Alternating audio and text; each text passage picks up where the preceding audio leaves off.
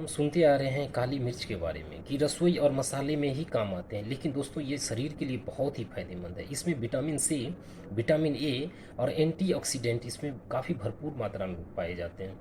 अगर आप नाक बंद से जूझ रहे हैं तो दोस्तों आप कम से कम 5 और 7 काली मिर्च को रात में 2 चम्मच, छोटे छोटे चम्मच से भिगो दीजिए।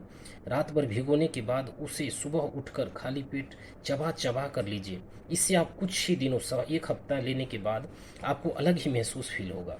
आपका नाक बंद से ज़रूर निनाद मिलेगा इससे। Thank you. जय हिंद, जय भारत।